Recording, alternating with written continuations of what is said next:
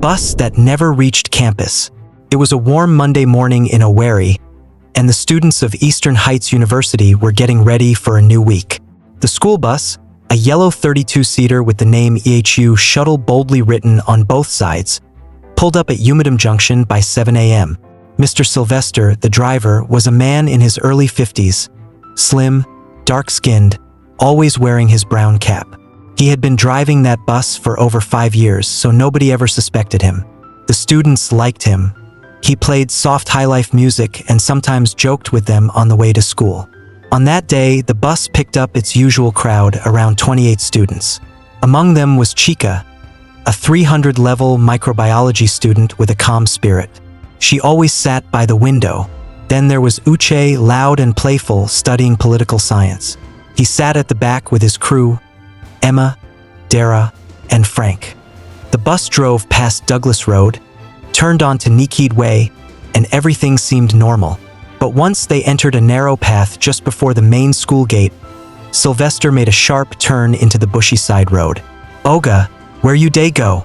This no be school route o," Uche shouted. Sylvester didn't answer. He just locked the doors with the remote.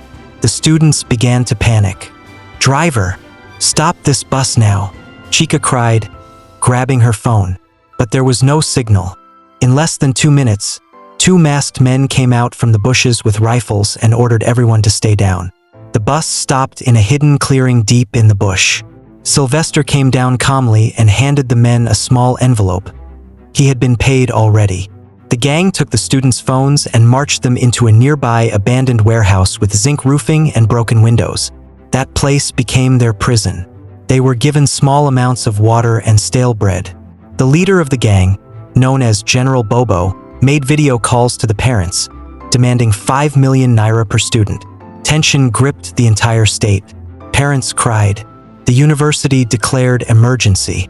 Police were confused. But one lucky break came. Frank, Uche's friend, had hidden his smartwatch inside his sock. The watch had GPS.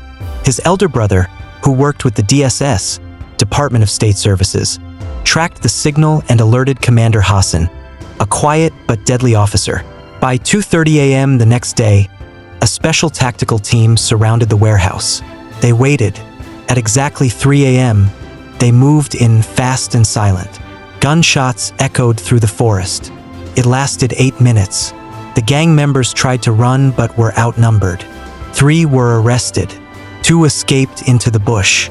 The students were rescued, tired, scared, but safe. Sylvester, the driver, was found trying to escape through the back window of the warehouse. He was caught and arrested on the spot. He kept shouting, "Na poverty push me oh." Chica hugged the officer that freed them. Uche cried for the first time in years. Everyone was taken to the hospital for checks, then reunited with their families. The university later installed GPS trackers on all school buses and fired every staff involved in transport. And just like that, a regular school day turned into a nightmare and a miracle.